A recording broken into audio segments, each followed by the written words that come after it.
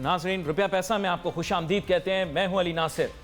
Amnesty scheme کی بازگشت اب ہر جگہ سنائی دے رہی ہے. پہلے شور مچایا پرنسپلی ایمنسٹی اسکیم غلط ہے, ایسی چیز نہیں دینی چاہیے, لوگ اس کو مس یوز کریں گے, یہ get out of jail card ہے, بہت سارے لوگوں نے ایسا کہا. اور بات یہ کہ ایمنسٹی اسکیم جب اناؤنس کی جا رہی تھی کہا جا رہا تھا مخصوص طبقے کو فائدہ پہنچانے کے لیے ایمنسٹی اسکیم لائی جا رہی ہے. پھر کسی نے شوشہ چھوڑا ایف اے ٹی ایف کو مطمئن اور کسی طرح سے ریلیکس اور ریلیف کرنے کے لیے یہ کام کیا جا رہا ہے تاکہ بین الاقوامی سطح کے اوپر پاکستان کا جو نام خراب ہو رہا ہے وہ نہ ہو اور ہر چیز ڈاکومنٹیشن میں آ جائے. پھر اس کے ساتھ ساتھ ایف بی آر میں ریفارم کی باتیں شروع ہوئیں. جو ہی حکومت سب سے پہلے آتی ہے نا تو نیو شیرف ان ٹاؤن, وہ جو ہی نیا پولیس والا علاقے میں آتا ہے وہ سب سے پہلے جیسے پڑوسی ممالک کی فلموں میں امیتابھ آتا تھا سارے گنڈوں کو بند کر دیتا ہے, پھر اس کے بعد سارے لوگوں کو تنگ کرتا ہے, جناب کرسی کو بھی ٹھڈا مارتا ہے اور تمام لوگوں کو خوف زدہ کر دیتا ہے. اب بات یہ ہے کہ انہوں نے تو ایسے کہا تھا کہ ہم ایف بی آر کو بڑا ٹیم کر دیں گے, ایف بی آر کو دبا کے رکھیں گے, ایف بی آر کے اندر جو ہے وہ ریفارم لائیں گے. اور میرے فاضل مہمان جن سے ابھی میری گفتگو ہوگی وہ بتا رہے تھے مجھے کہ کچھ عرصے پہلے تو یہ بات ہوئی تھی کہ ایف بی آر کو ڈسمینٹل کر کے نئے طریقے سے ایف بی آر کو بنائیں. اور پھر ہوا کیا؟ اب حماد اظہر صاحب میرے خیال سے آپ کو سوچنا چاہیے کہ بیوروکریٹ اتنا عرصہ جو ہے نا وہ کوئی چنے چھولے نہیں بیچتے, ان کو بھی اپنا دماغ چلانا آتا ہے. آپ جیسے انہوں نے بہت دیکھے اور بہت بھگتائے ہیں, ایسے نمٹاتے ہیں بیوروکریٹ ایسے. انہوں نے یہیں رہنا ہے, آپ لوگوں نے آنا اور جانا ہے سیاسی حکومتوں کے ساتھ. انہوں نے آپ کو ایسا ماموں بنایا کہ آپ دیکھتے رہ گئے اور وہ اپنا کام دکھا گئے. آج آپ وہی کر رہے ہیں جو ان کے بابو کہہ رہے ہیں اور آپ کی کوئی پالیسی نہیں. حماد اظہر صاحب کے متعلق بات کر رہا ہوں بھائی. اور دوسرا رہا اسد عمر صاحب, ہوتے میں تے مالی ہیں, انہوں پتہ ہی کچھ نہیں ہو کی رہا ہے. ڈالر بھر جاتا ہے کہتے ہیں مجھے پتہ نہیں, میں نے تو سب کھلا چھوڑا ہوا ہے. اوکے سر اوکے, تو انہوں تو پتہ ہی کچھ نہیں.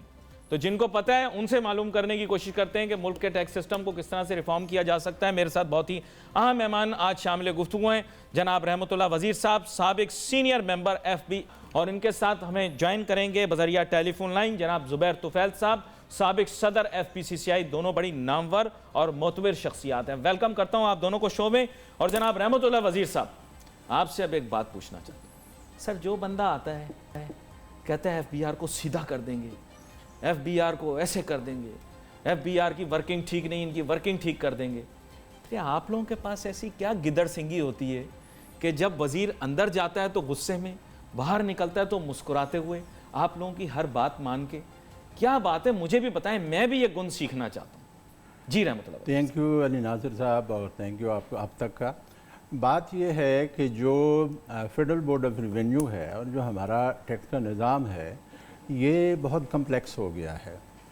پہلے 2001 میں ایک ریفارم کمیشن بنا, اس کا نام تھا شاہد حسین ٹیکس ریفارم کمیشن, اور اس نے ایک پروپوزل دی کہ آپ اپنے ٹیکس کا جو نظام ہے وہ فنکشنل بیس پہ کریں.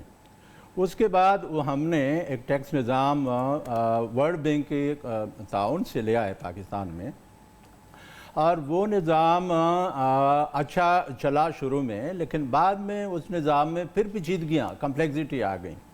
اور وہ نظام ہمارے پاس ٹرکی والے آئے تھے 2005 میں. ٹرکی نے اس نظام کو اپنایا جو فنکشنل بیسڈ ہمارا سسٹم تھا, اور 2013-14 میں ٹرکی میں بھی حالات فنکشنل مانے آپریشنل, فنکشنل مینز کہ آپ کو ہر اس کو سیکشن کو علیحدہ علیحدہ کرنا ہے. اچھا ٹھیک. مثلا آڈٹ ایڈمنسٹریٹو جسے ہم کہہ سکتے ہیں. جی ہاں, فیلڈ فارمیشن میں آڈٹ کا الگ ہوگا, لیگل کا الگ ونگ ہوگا, انفورسمنٹ کا الگ ونگ ہوگا. وہ انہوں نے کیا کہ ٹرکی نے جب اپنایا تو 2013-14 میں ٹرکی کا جو ٹیکس کی ریونیو کلیکشن تھی ڈالر ایکویولنٹ میں وہ $136 بلین پہ پہنچی, اور ہمارا اسی سال میں ڈالر ایکویولنٹ میں $22.5 بلین پہ آ گیا. 22.5 بلین, یعنی آپ سمجھے کہ ہمارا کوئی 14-15% تھا ٹرکی کا, جبکہ جب یہ سسٹم آیا تھا ٹرکی اور ہماری کلیکشن تقریباً برابر تھی. تو ٹرکی نے اس سسٹم کو اون کیا, اس کو پوری طرح انفورس کیا, اور اس سسٹم سے بہت زیادہ ان کو فائدہ ہوا. You think that it worked there, but it didn't work here. It didn't work here. It didn't work here. اچھا زبیر طفیل صاحب, اب اس سے قبل کہ میں اس گفتگو کو آگے لے کر چلوں، میری بات آپ بھی سمجھ گئے ہوں گے، امید توقعات آپ لوگوں نے بھی بہت ساری لگائی ہوں گی اس حکومت سے، لیکن جب ہم نے دیکھا اب کچھ ماہ گزر گئے تو ایسا محسوس ہوتا ہے کہ ایف بی آر میں ریفارم نہیں ہو رہا، بلکہ شاید آپ کے اندر بیہیویئرل ریفارم لایا جا رہا ہے تاکہ آپ ایف بی آر کی کمپلائنس کر سکیں۔ آپ کو ایسا محسوس ہو رہا ہے؟ یہ جو پہلے جو تھے ایسا ہے لگ رہا تھا کہ یہ نیو شیرف ان ٹاؤن آیا اور جناب یہ ایف بی آر کو ہلا کے رکھ دے گا، لیکن ہوا کچھ نہیں، ایسے لگ رہا ہے سارے بزنس مین پریشان ہوئے ہیں۔ جی صحیح۔ بسم اللہ الرحمن الرحیم۔ علی صاحب، میں آپ کے ساتھ 5-7 منٹ رہوں گا، پھر میں نے اس کے بعد جانا ہوگا نماز پہ، تو میں ایک دفعہ آپ کو سارا ویو دیتا ہوں۔ آپ نے صحیح کہا کہ جب کوئی نئی حکومت آتی ہے تو اسی طرح کہتی ہے ہم یہ کر دیں گے، ہم انقلاب لے آئیں گے، سب کچھ ہوگا، اور یہی دعوے موجودہ حکومت نے بھی کیے ہیں۔ مسئلہ یہ ہے کہ اصل بات یہ ہے کہ ہمارے پاس شارٹ فال ہے جو ریونیو کی، اس ریونیو کو پورا کرنے کے لیے ایک ہی صورت ہے کہ آپ نئے ٹیکس پیئرز کو نظام میں لے کر آئیں۔ آپ ایگزسٹنگ ٹیکس پیئر کا گلا کب تک دبائیں گے؟ ان سے جو ٹیکس لینا ہے وہ ٹیکس لیتے ہیں، پھر باقی اس کو ہیراسمنٹ کرتے ہیں، پھر ان کو زبردستی نوٹسز نکالتے ہیں۔ یہ سلسلہ بند ہونا چاہیے۔ حکومت کو چاہیے کہ اگر وہ کوئی ایف پی آر میں ریفارم لانا چاہتی ہیں تو ریفارم لے کر آئیں، نمبر 1، اور اس ریفارم کے ذریعے سے ان لوگوں کو نیٹ میں لائیں جو نیٹ کے اندر نہیں ہیں۔ جو نیٹ میں ہیں وہ تو آلریڈی ٹیکس دے رہے ہیں، اور اگر وہ کچھ کم دے رہے ہیں تو ان سے آپ مزید طلب کریں تو وہ بھی ادا کر دیں گے۔ لیکن اصل بات ہے کہ جو لوگ نیٹ میں نہیں ہیں ان کو پکڑیں۔ آپ کسی کو گاڑی خریدنے کی اجازت نہیں دیں جب تک کہ اس کے پاس این ٹی این نمبر نہ ہو۔ آپ ان لوگوں کو باہر جانے سے بھی روکیں جو این ٹی این جن کے پاس نہیں ہے، اور یہی ایک واحد طریقہ ہے کہ آپ لوگوں کو نیٹ کے اندر لا سکتے ہیں۔ یقیناً 4,000 ارب روپے جو بھی جمع ہو رہے ہیں یہ کوئی اتنا بڑا اماؤنٹ نہیں ہے۔ اس اکانومی میں بہت سارا پوٹینشل ہے، آپ اس سے کہیں زیادہ پیسے جمع کر سکتے ہیں، لیکن آپ کو جب تک براڈننگ آف ٹیکس بیس نہیں کریں گے اس وقت تک یہ معاملہ حل نہیں ہوگا۔ موجودہ لوگوں کو اگر حکومت زیادہ تنگ کرے گی تو کاروبار پہ اور منفی اثر آئے گا۔ میرا تو ایسا خیال ہے کہ سر اتنی زیادہ سڈن ریگولیشن ہونی نہیں چاہیے، نہ سڈن انفورسمنٹ ہونی چاہیے۔ میں جناب وزیر صاحب سے بھی یہی بات کر رہا تھا کہ ہمارے ہاں یہ جو ریولوشنری سٹیپس یہ لوگ چاہتے ہیں یا سڈن فورن چیزیں چاہتے ہیں، آرگینک ہونی چاہیے، گریجول ہونی چاہیے۔ اس وقت جو بھی معاملات ہیں وہ صرف ایک طرح سے حل ہوں گے، براڈننگ آف ٹیکس بیس۔ جو لوگ نیٹ میں نہیں ہیں ان کو پکڑے، سیلریڈ کلاس پہ تو آپ خود ہی سارا ٹیکس وصول کر لیتے ہیں، اور جو لوگ بزنس مین نیٹ میں ہیں ان سے بھی ٹیکس آ جاتا ہے۔ اور وہ جو ٹیکس ہے 4,000 ارب کے قریب آ رہا ہے، یہ ہماری ضروریات کے مطابق بہت کم ہے، اور اس کو بڑھانے کے لیے حکومت کو چاہیے کہ اقدامات کرے۔ اور مجھے یقین ہے ہمارے رحمت اللہ وزیر صاحب جو ہیں انہوں نے 35 سال سے زیادہ عرصہ اس میں ایف پی آر میں لگایا ہے، اور یہ تمام اپنا سروس کے اندر جو ہے انکم ٹیکس ڈپارٹمنٹ کی رہے، پھر اور وہاں سے ترقی کرتے کرتے سینئر ممبر بورڈ ریٹائر ہوئے غالباً 1 سال پہلے۔ تو یہ آپ کو اس بارے میں اور بہت ساری سر ان سے میں تفصیل لیتا ہوں، and I would look forward کہ آگے آنے والے ہفتے کے اندر زبیر طفیل صاحب آپ اپنے شو کے اوپر، اور میں کوشش کروں گا اس ایشو کو ہم آگے ڈسکس کریں۔ بریک کے بعد واپس آئیں گے، ناظرین اپنی گفتگو کو جاری رکھیں گے۔ Let's take a short break.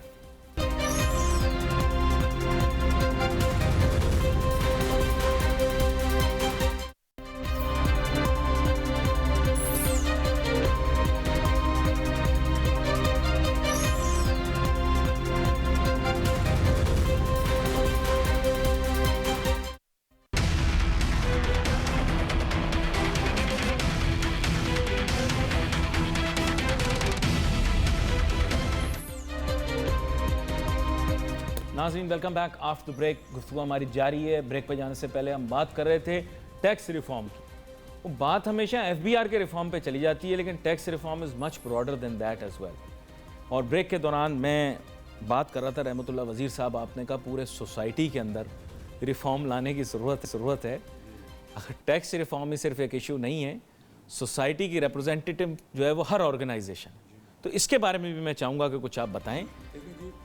Basically تو ہم چاہتے ہیں نا کہ ایف بی آر جو ہے وہ ریفارم ہو جائے، تو ایف بی آر کی ریفارم کے ساتھ ساتھ ہمارے معاشرے کو بھی ریفارم ضروری ہے۔ ایف بی آر ایک ہولی آئیلینڈ نہیں ہو سکتا ایک ایسے معاشرے میں جہاں کرپشن ہر طرف ہے، تو میرا یہ خیال ہے کہ اگر آپ کو APR کو ریفارم کرنا ہے تو تمام حکومت کی ایک پولیٹیکل ول اور ریزالو ہونی چاہیے کہ جو اور ساری جو سیگمنٹ آف سوسائٹی ہیں جس میں بزنس مین بھی ہے باقی سوسائٹی بھی ہیں وہ سب شامل ہو کے اور ان کو کرپشن کو ایریڈیکیٹ کیا جا سکتا ہے.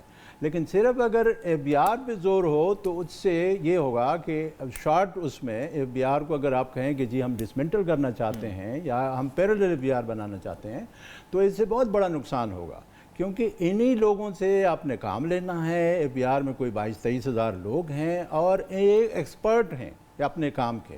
آپ نے صرف اس کے اندر ریفارم لینا ہے اور جو بزنس پروسیسز ہیں اس کو ری انجینئر کرنا ہے. IT کا زیادہ سے زیادہ استعمال ہونا ضروری ہے. اس وقت دنیا بھر میں انٹرنیشنل بیسٹ پریکٹس یہ ہے کہ اگر نوٹس ایشو کیا جائے یا آڈٹ کیا جاتا ہے لوگوں کا تو اس کو سسٹم کے فیلئر سمجھا جاتا ہے. سسٹم کے اندر ایک آرٹیفیشل انٹیلیجنس ہونا چاہیے کہ کسی آدمی کا اگر کوئی گوشوارے میں کمی ہے, کوئی انکم کم دکھائی ہے, سیلز کم دکھائے ہیں, کوئی پراپرٹی تو ریڈ الرٹ ایشو ہونا چاہیے اور اس کو کیور کرنا چاہیے, اس کو موقع دینا چاہیے کہ وہ اپنے ریٹرن کو اپورڈ ریوائز کریں.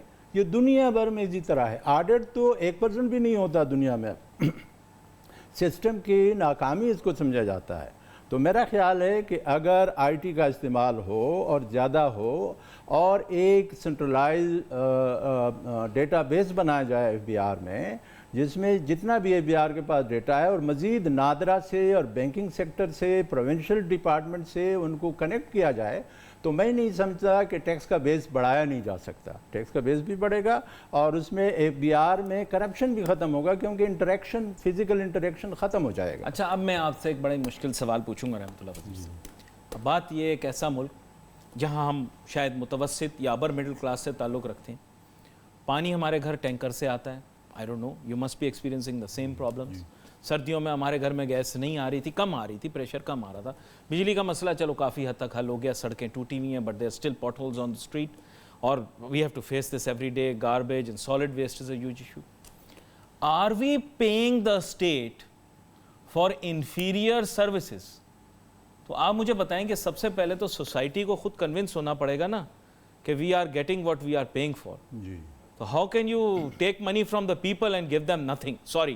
جی یہ جب میں آپ کو ایک بات بتا دوں کہ جب میں تھا اس کا چیف کمشنر تھا یہاں LTO میں تو میرے پاس جو بینکنگ سیکٹر کے اور دوسرے بڑے بڑے چیف ایگزیکٹو آتے تھے تو ان سے یہ بات ہوتی تھی اور وہ کہتے تھے کہ جی میرا سیکیورٹی کا گارڈ میرے ساتھ گم رہا ہے, سڑکوں کی حالت بہت بری ہے, بجلی کا میں نے بہت زیادہ بل دینا ہوتا ہے, دوسری چیزیں جو ہیں ایجوکیشن جو ہے وہ اسکولوں میں مجھے بہت زیادہ فیس دینا پڑتی ہے, تو میں اسٹیٹ کو زیادہ ٹیکس کیوں دوں؟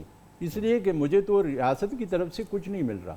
تو میں ان کو کہتا تھا کہ پہلے آپ ٹیکس دیں اس کے بعد آپ ریاست سے یہ چیزیں مانگے. وہ کہتے تھے نہیں, ریاست پہلے سہولت دیں اور پھر اس کے بعد. سر دو پرسپیکٹیو ہے نا ٹیکس کے بارے میں, آپ کو پتہ ہی ہوگا. ایک یہ کہ وہ چکن اینڈ ایگ والا جھگڑا وہ چلتا رہے گا. اچھا ایک اور چیز میں نے آپ سے پوچھنی ہے. اب مسئلہ یہ ہے کہ اکنامک سلو ڈاؤن ہے, آپ اس میں بولتے ہیں کہ ٹیکس ہم زیادہ کلیکشن کر کے دکھائیں. بھائی تھوڑا سا FBR کے حق میں بھی بات کرنی پڑے گی نا. FBR والے کہیں گے ساری بات ہمارے خلاف کر دی. بھائی FBR والے کیسے ٹیکس کلیکشن آپ کو دکھائیں گے؟ آپ کی اکنامک سلو ڈاؤن ہے اور آپ بول رہے ہیں کہ ٹیکس کلیکشن زیادہ کرو. پھر وہ تو بیچارے پھر مجبور ہو جائیں گے نا لوگوں سے, پھر ان کو زیادہ ٹیکس لینے پڑیں گے. کیا کہتے ہیں آپ؟ جی اس وقت جو میڈیا میں آ رہا ہے کہ generally there is 25% slow down in the economy. اس کے علاوہ جو ہمارا امپورٹ ہے جس پہ ہمارا میجر چنک آتا ہے ٹیکسز کا, اس میں بھی 6% کی نیگیٹو گروتھ ہے. اور اس کے علاوہ جو ملک کے اندر ایکٹیویٹیز ہیں اکنامک ایکٹیویٹیز وہ سلو ڈاؤن ہے. تو ظاہر ہے اس صورت میں بالکل APR صحیح بات APR والے کر رہے ہیں کہ ٹیکس ریونیو میں خاطر خواہ اضافہ نہیں ہوگا, بلکہ میں سمجھتا ہوں کہ ٹیکس ریونیو جو لاسٹ ایئر ٹیکس ریونیو آیا تھا اس سے بھی کم آئے گا. اس لیے کہ امپورٹ پہ جو taxes custom duty, sale tax اور باقی چیزیں آ رہی ہیں بہت بڑی اس میں کمی آئے گی ڈیفینیٹلی. اس کے لیے چاہیے مشاہدہ, وہ انہوں نے سوچا نہیں ہوا. یہ اسلام آباد کے اندر بیٹھے ہوتے ہیں اور وہ اپنے حساب سے سوچتے ہیں کہ ہم امپورٹس کے اندر ریڈکشن کر دیں گے اور شور شرابہ مچاتے ہیں, اور ان کو یہ نہیں پتا کہ custom is the biggest contributor towards Pakistan's revenue. If I am correct, your custom is one of the is the biggest contributor, am I correct? Custom की कंट्रीब्यूशन तो तकरीबन हमारी उसमें टोटल 600 है जो पिछले साल हमारी आई थी, 37-38 बिलियन 3700 बिलियन या 3800 बिलियन में। लेकिन कस्टम के साथ सेल टैक्स भी आता है इंपोर्ट पे, वो भी 800-900 अरब आता है। लेकिन दैट्स इन कस्टम्स डोमेन और that is in the domain of some other organisation? नहीं, वो कस्टम वाले कलेक्ट कस्टम्स वाले कलेक्ट करते हैं हमारे। जी हाँ, इंपोर्ट पे होता है। और उसके अलावा फेडरल एक्साइज ड्यूटी भी कुछ आइटम्स पे हैं, और इनकम टैक्स की विद होल्डिंग का बड़ा चंक 200-250 अरब रुपए वहाँ से आता है। तो ये तमाम चीज़ें मिला के इंपोर्ट पे हमारा एक बहुत बड़ा चंक है। उसमें अगर नेगेटिव ग्रोथ है इंपोर्ट में तो डेफिनेटली उसका ओवरऑल रेवेन्यू ग्रोथ में डेफिनेटली नेगेटिव इम्पैक्ट पड़ेगा, क्योंकि ये बहुत कोई 1800-1900 अरब रुपए वहाँ से पिछले साल आए। मेजर इशू है। तो हाँ, एक बहुत बड़ा, क्योंकि उसमें 6% की नेगेटिव ग्रोथ है। दूसरा है कि इस वाले जो सप्लीमेंट्री सेकंड सप्लीमेंट्री एक्ट अब गवर्नमेंट ने पास की है पार्लियामेंट से, उसमें उन्होंने तकरीबन 41 मुख्तलिफ आइटम्स पे, रॉ मटेरियल पे और दूसरी प्लांट मशीनरी वगैरह पे उन्होंने ड्यूटियां भी कम कर दी। तो मैं समझता हूं कि डेफिनेटली जो बिहार की रेवेन्यू है वो भी कमी आएगी। दूसरा ये कि गवर्नमेंट तैयार नहीं है कि जो गैस और पेट्रोलियम प्रोडक्ट पे अपने टैक्सेस को बढ़ाएं। I have run out of time today।